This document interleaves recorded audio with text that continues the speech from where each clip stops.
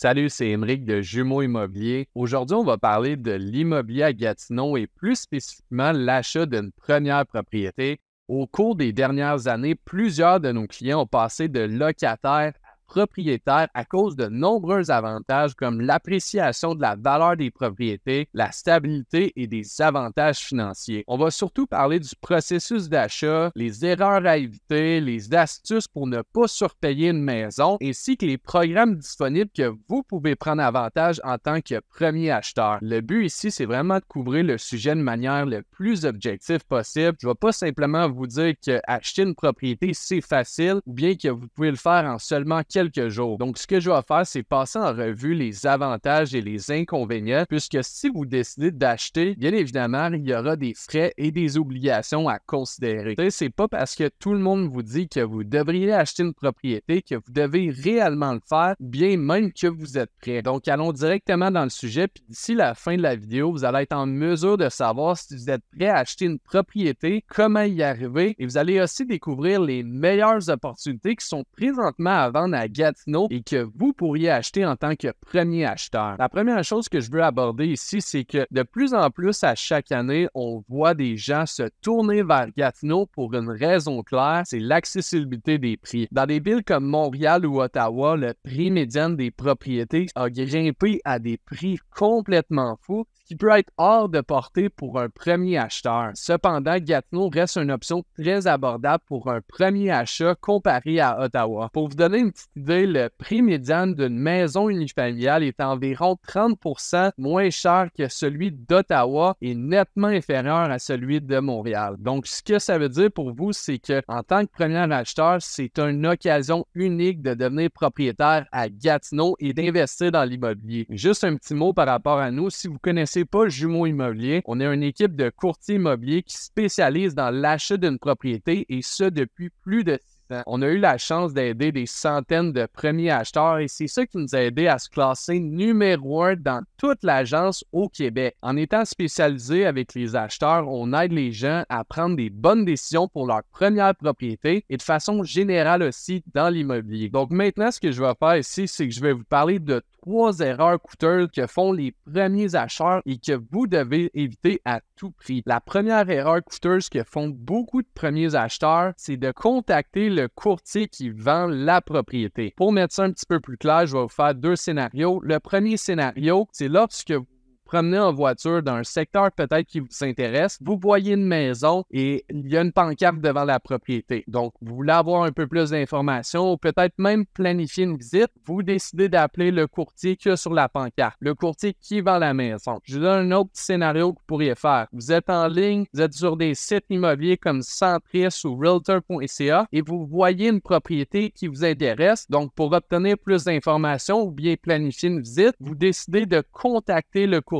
qui est sur la fiche au bas de l'écran pour obtenir plus d'informations. Donc, dans ces 2 scénarios, c'est quoi le problème? Il faut savoir que le courtier sur la pancarte ou sur le site immobilier représente et négocie pour le vendeur uniquement. Donc, ce courtier-là immobilier il a été mandaté pour obtenir le meilleur prix pour le vendeur, les meilleures conditions et légalement le protéger juridiquement. Donc, qu'est-ce que ça signifie pour vous? C'est que vous vous faites conseiller par la partie adverse. Par exemple, vous êtes l'acheteur à gauche, vous voulez payer le moins cher. Tandis que le vendeur à droite, lui, il veut vendre le plus cher. On peut même aller un petit peu plus loin encore. Lorsque vous êtes acheteur et que vous transigez avec le courtier qui représente le vendeur, le courtier sur la pancarte, vous vous fiez à la partie adverse pour la plus grosse transaction de votre vie. Donc, si je peux vous faire un exemple qui est super simple à comprendre, c'est comme si vous iriez en cours et vous décideriez d'engager et de suivre les conseils de l'avocat adverse. Ça fait aucun sens, mais encore, on voit à tous les jours des acheteurs par manque de connaissances décident de contacter le courtier qui représente le vendeur, donc il se prie de conseils précieux pour être protégé lors de la transaction immobilière, une des plus grosses transactions de votre vie. Maintenant, vous pourriez me dire, écoute, moi, j'ai pas envie d'engager mon propre courtier immobilier, ça me tente pas de payer des frais, je veux pas payer de commission pour mon propre courtier immobilier en tant qu'acheteur. Tout à fait une question légitime. Je vais vous expliquer expliquer un petit peu comment ça fonctionne, le déroulement, et vous prouver que vous n'avez pas à payer de frais ni de commission en tant qu'acheteur. Donc, si on regarde un petit peu en bas à droite ici, on voit que la propriété du 123 rue Soleil est à vendre. Donc, monsieur vendeur met sa propriété en vente. Il va décider d'énumérer son courtier immobilier. Habituellement, on peut s'attendre à un 4% dans l'Outaouais et peut-être même un peu partout dans le Québec. Donc, il va signer un contrat de courtage-vente pour mettre sa propriété en vente. Ce qu'il faut savoir ici, c'est que le courtier du vendeur, je vous rappelle, le courtier du vendeur, celui qui est devant la propriété sur la pancarte ou sur la fiche de la propriété en ligne qui vous intéresse. Ce courtier immobilier-là va se réserver habituellement la moitié de la commission. Donc, 2% va aller à lui. Où c'est que c'est important maintenant, c'est que 2%, l'autre moitié va aller au courtier immobilier acheteur. Donc, votre propre courtier immobilier est rémunéré de cette façon. Donc, vous n'avez pas aucun frais à payer. Vous n'avez pas aucune commission à débourser pour avoir accès à ce professionnel qui va avoir votre projet immobilier à cœur, mais surtout qui va être là pour vous représenter légalement, qui va vous conseiller tout au long de la transaction objectivement, ayant vos intérêts en premier. Donc, pour vous, au final, il n'y a aucune raison de ne pas bénéficier d'un service courtier immobilier acheteur, donc assurez-vous d'en prendre avantage. Maintenant, la deuxième erreur que les premiers acheteurs font toujours, c'est d'aller voir sa propre banque pour obtenir un financement hypothécaire. Beaucoup de premiers acheteurs pensent souvent que la seule option pour obtenir un financement hypothécaire, c'est leur banque et leur banque uniquement. En plus de ça, souvent les gens pensent que leur propre banque va être la banque qui va offrir les meilleures conditions et donc le meilleur taux d'intérêt pour votre hypothèque. Donc, si on regarde les deux scénarios, scénario A, c'est lorsque vous allez voir votre propre banque. Donc, vous allez communiquer avec un spécialiste hypothécaire. Le problème ici, c'est que le spécialiste hypothécaire travaille pour la banque directement. Il doit vous vendre une hypothèque directement chez Desjardins, par exemple. Donc, souvent, ça arrive à vous donner peut-être des conseils ou une opinion biaisée puisqu'ils n'ont pas d'autres options. Eux autres sont là pour vendre une hypothèque chez Desjardins et c'est tout. Tandis que dans le scénario B, lorsque vous transigez avec un courtier hypothécaire, eh bien, le courtier travaille pour le client, pour vous. En plus de ça, il a accès à une multitude d'options, donc il peut regarder toutes les institutions financières qui ont accès et déterminer c'est quoi les meilleures conditions et le meilleur taux d'intérêt pour votre profil financier et votre profil d'acheteur. Donc, le courtier hypothécaire va vraiment mettre toutes les options devant vous. Vous allez pouvoir par la suite prendre une décision éclairée sur l'institution financière que vous voulez. Donc, personnellement, je pense que ça fait juste du sens de regarder avec un courtier hypothécaire puisque vous voulez savoir dans quoi vous embarquez et si vous pouvez sauver quelques pourcentages sur un taux d'intérêt. La troisième erreur que souvent les premiers acheteurs font, c'est de ne pas avoir accès à toutes les propriétés. Puis laissez-moi vous expliquer ce que je veux dire par là. Beaucoup de premiers acheteurs vont souvent faire leurs recherches par eux-mêmes. Par exemple, vont se promener dans les quartiers qui les intéressent, mais ça peut les amener à souvent manquer plusieurs opportunités disponibles. Il faut savoir qu'il y a souvent des propriétés qui sont hors marché ou bien qui sont tout simplement pas inscrites encore en ligne au public et qui pourraient réellement convenir à tous vos besoins. Maintenant, je veux vous parler ici d'une fausse croyance qu'on répète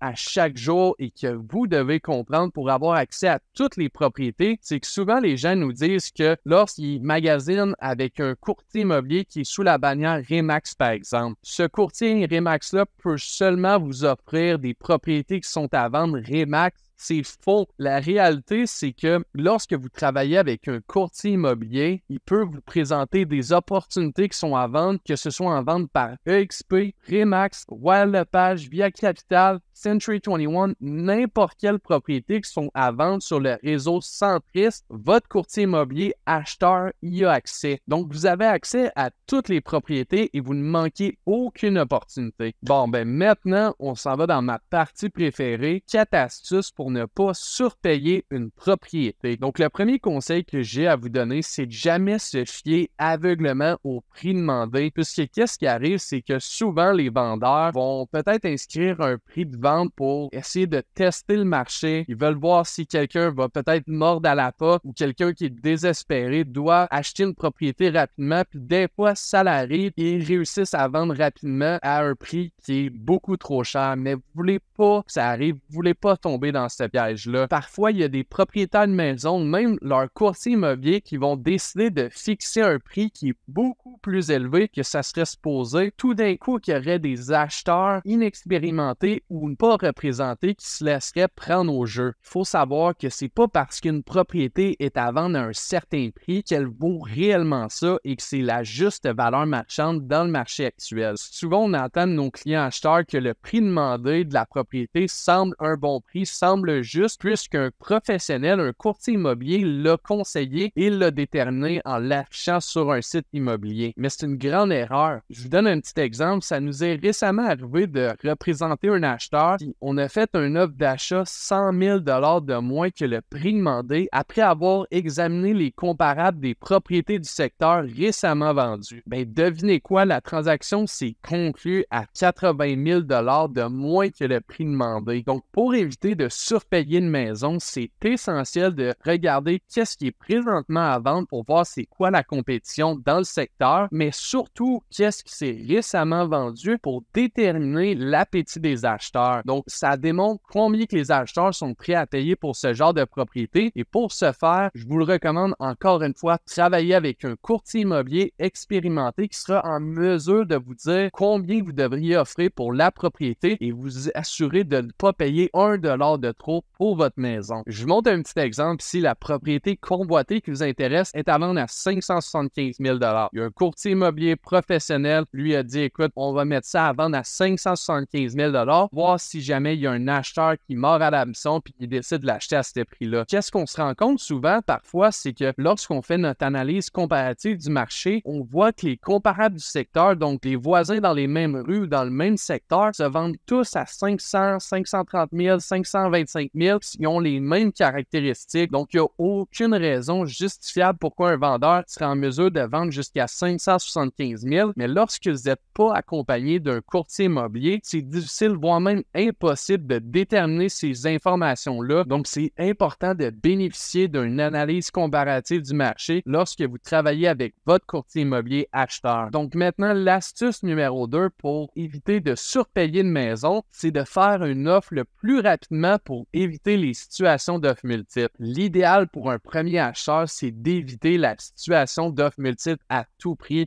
Puisque qu'est-ce qui arrive dans ces situations, c'est que les analyses comparatives du marché n'ont plus vraiment d'importance puisque l'acheteur qui est prêt à payer le plus cher va remporter. Donc, si quelqu'un veut absolument la maison, il peut dépasser le prix de 25 000 et c'est lui qui va remporter. Tu sais, on a déjà vu dans le passé des propriétés qui sont allées jusqu'à 100 000 $ de plus que le prix demandé, mais concrètement, c'est pas parce que la maison valait 100 000 de plus, mais bien parce que peut-être un acheteur avait une raison particulière de vouloir offrir ce prix-là, il la voulait à tout prix. Donc, gardez en tête que attendre, souvent, ça vous met à risque de tomber en situation d'offres multiples et de devoir compétitionner contre d'autres acheteurs qui veulent la propriété aussi. Il y a pire encore, lorsque les voisins du secteur vont décider à leur tour de mettre leur propriété en vente, eh bien, ils vont regarder les ventes récentes et vont voir que la propriété en question c'est vendu au-dessus du prix demandé, donc il y a eu une surenchère. Donc, ça va être maintenant avec ce nouveau prix-là que les gens vont déterminer le prix qu'ils vont inscrire leur propriété en vente. Donc, encore une fois, ça engendre une augmentation des prix dans le secteur qui vous intéresse. Donc, lorsque vous êtes en situation d'offre multiple, assurez-vous de saisir votre opportunité puisque la prochaine risque peut-être d'être plus chère que vous le pensez justement à cause de la situation d'offre multiple. Donc, si je peux finir là-dessus, soyez bien préparé lorsque vous commencez à magasiner et agissez stratégiquement lorsqu'une propriété coup de cœur vous intéresse. Donc, si visuellement, je peux vous montrer un petit exemple de qu'est-ce que ça pourrait ressembler. Dans le scénario A, lorsque vous transigez avec un vendeur qui n'a pas reçu d'offre d'achat, eh bien, la négociation se fait directement avec eux. Ça se fait de façon calme, sans pression. Votre offre est basée sur des faits, donc sur les comparables du secteur et vous êtes en mesure de déterminer la juste valeur marchande. De l'autre côté, lorsque lorsque vous êtes en situation d'offre multiple, eh bien, c'est une surenchère. Donc, vous êtes en compétition contre d'autres acheteurs qui veulent absolument la propriété. Souvent, l'excitation embarque et l'offre est basée sur la compétition. Donc, vous voulez vous assurer d'éviter ce genre de situation. Donc, lorsque vous trouvez une propriété qui vous intéresse, agissez stratégiquement et ne perdez pas de temps. Astuce numéro 3, ciblez les vendeurs motivés. Donc, qu'est-ce que ça veut dire pour vous, des vendeurs motivés? C'est peut-être des gens que ça fait plusieurs réductions de prix qui font, ou bien que la propriété est en vente depuis plusieurs mois et naturellement, les gens commencent à être tannés. Ils ont eu plusieurs visites, la propriété ne se vend toujours pas. Donc, ils sont peut-être plus ouverts à faire des concessions, que ce soit pour le prix, les inclusions, les dates, n'importe quoi. Souvent, il y a un peu plus de flexibilité. Donc, vous voulez trouver ce genre de vendeur qui pourrait possiblement vous apporter à avoir un meilleur prix, des meilleures conditions, surtout quand ce vendeur en question a peut-être même déjà acheté une nouvelle propriété. Il y a souvent 3 scénarios qui fait qu'un vendeur devient de plus en plus motivé lorsque c'est une relocalisation. Donc, les gens quittent la ville, quittent la région, quittent même le pays. Les gens ont hâte de concrétiser leur déménagement. Donc, ça peut être une situation unique pour vous à en prendre avantage et négocier des termes et des conditions et même un prix en votre faveur. Les divorces, évidemment, il n'y a pas personne qui aime ça, garder ça sur trop longtemps. Donc, vous pouvez négocier des meilleures conditions. Donc, gardez en tête que ce genre de vendeur est souvent prêt à faire plus de concessions, donc ce qui signifie un meilleur prix pour vous à l'achat. Le 4e point que je veux vous parler ici, c'est de vous assurer d'envoyer une promesse d'achat ou une offre d'achat, c'est la même chose, qui est claire et bien présentée. Ça peut évidemment sembler bien évident, mais de nombreux acheteurs sous-estiment l'importance d'une présentation d'une offre d'achat. Je vais être très honnête avec vous, c'est arrivé à plusieurs reprises que des vendeurs ont décidé d'accepter notre offre d'achat, même si notre offre d'achat était plus basse, donc à un prix inférieur que ceux de notre compétition, puisqu'elle inspirait confiance, elle était bien présentée, bien organisée,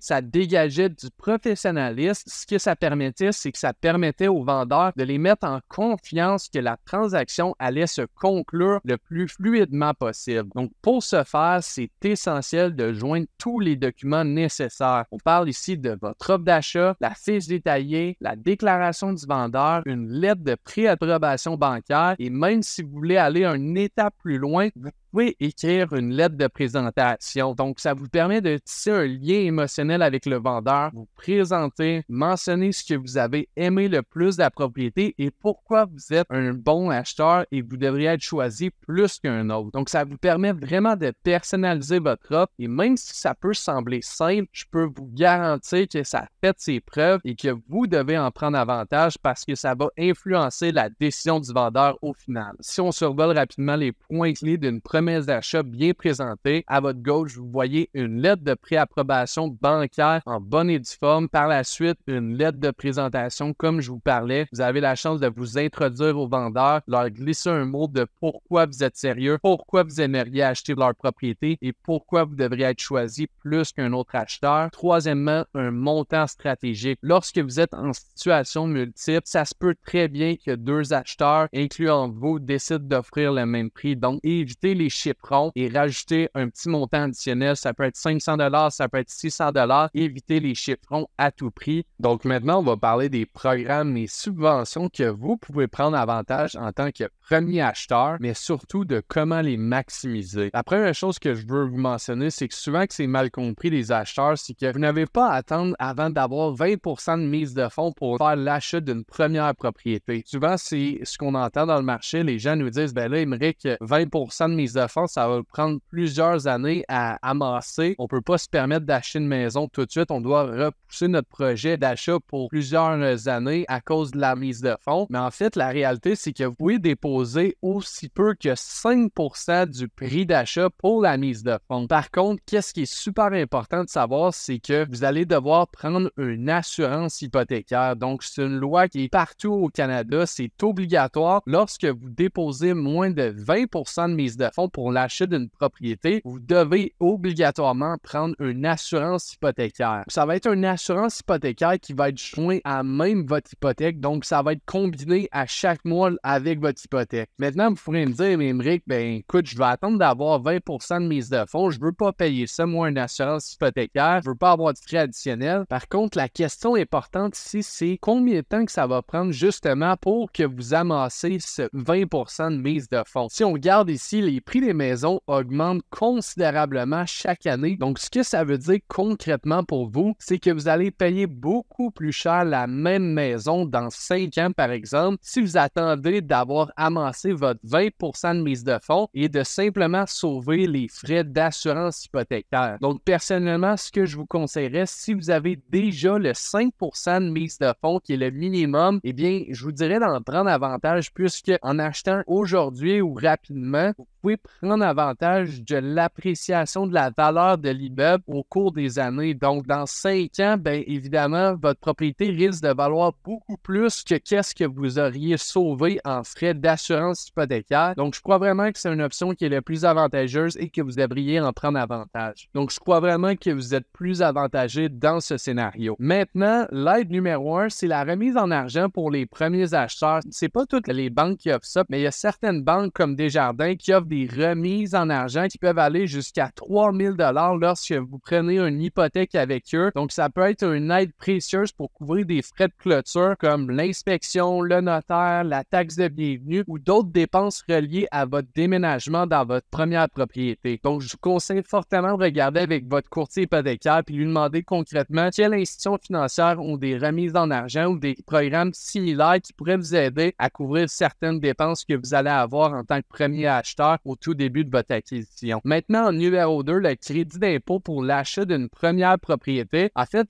en quoi ça consiste, c'est que vous pouvez obtenir un crédit d'impôt fédéral jusqu'à 5 000 $ et également un crédit d'impôt provincial jusqu'à 1 400 $. Donc, combiné, ça fait 6 400 $. Si je fais un petit exemple, si vous avez un taux d'imposition combiné pour le fédéral et le provincial qui est de 30% par exemple, eh bien, vous pourriez économiser jusqu'à 1 920 $ sur vos impôts à cause de l'achat de votre première propriété. Donc, pour en bénéficier, ce que vous devez faire, c'est de télécharger et remplir les formulaires qu'on va joindre juste au bas de l'écran. Vous allez vous rendre sur le site de l'ARC, l'Agence du Revenu Canada et Revenu Québec également et soumettre ces formulaires-là avec vos déclarations d'impôts à la fin de l'année. Maintenant, numéro 3, ça s'applique plutôt aux constructions neuves. Donc, c'est le remboursement de taxes pour une habitation neuve. Pour ceux qui achètent une maison neuve directement d'un promoteur immobilier, vous pouvez recevoir un remboursement de 36% de la TPS. Donc, ce que ça signifie pour vous, donc si vous achetez une propriété neuve de 400 000 $, bien, ça représente une économie de 7 200 $. Donc, assurez-vous de remplir les formulaires GTS 190 pour la TPS et le VD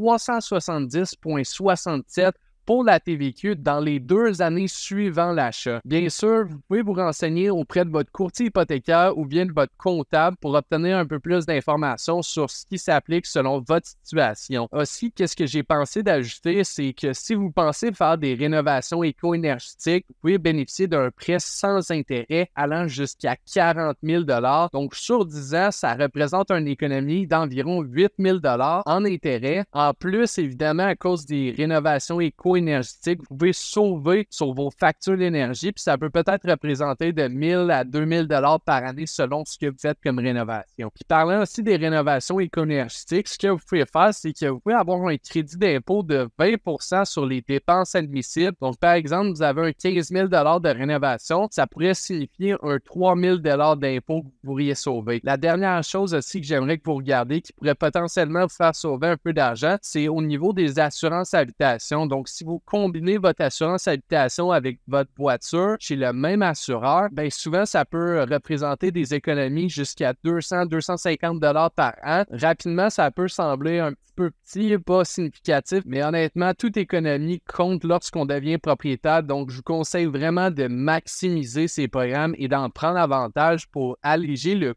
coût de l'achat de votre propriété et également les rénovations que vous souhaitez faire. N'oubliez pas de bien remplir vos formulaires, garder vos preuves d'achat et toujours faire les bonnes recherches pour profiter des meilleures offres. Sur ce, j'aimerais finir sur un petit point bonus qui est super important pour les premiers acheteurs. Vous pouvez maintenant amortir votre hypothèque sur une période de 30 ans. Donc, initialement, la période d'amortissement standard était de 25 ans et elle vient d'être prolongée jusqu'à 30 ans pour les premiers acheteurs. Donc, qu'est-ce que ça veut dire pour vous? C'est que l'accès à la propriété va être plus facile. Les paiements hypothécaires vont être réduits étant donné qu'ils sont étalés sur 5 ans additionnels. Donc, parlez-en avec votre courtier hypothécaire. Demandez-lui de créer des scénarios et de regarder la différence des paiements que ça peut occasionner en amortissement votre hypothèque sur 30 ans au lieu de 25 ans. Et maintenant, sans oublier, tel que premier, vous allez recevoir par courriel une liste des 7 meilleures propriétés présentement à vendre à Gatineau qui pourrait être une opportunité pour vous en tant que premier acheteur. Donc, c'est pas simplement une liste qu'on va vous envoyer au hasard, qu'on va pas regarder. On va vraiment faire l'analyse approfondie et on va regarder c'est quoi les meilleures opportunités qui sont présentement à vendre et que vous pourriez acheter en tant que premier acheteur. Donc, assurez-vous d'y jeter un coup d'œil puisqu'il y a possiblement plusieurs perles rares et je suis certain que ces propriétés ne resteront pas longtemps sur le marché. Donc, allez jeter un coup d'œil rapidement. C'est tout pour aujourd'hui. J'espère vraiment que la vidéo vous a aidé et que ça vous a donné de l'information pertinente qui va vraiment vous aider dans votre projet immobilier. Et en tant que premier acheteur, si vous avez des questions concernant l'immobilier ou le marché immobilier à Gatineau, je vous invite à nous envoyer un courriel au courriel imric.paiement@exprealty.com ou sinon, vous pouvez me contacter à tout moment par téléphone. Ça va me faire plaisir de répondre à vos questions. Le numéro, c'est le 819-576-1218. Donc, merci encore d'avoir regardé la vidéo et je vous dis à la prochaine.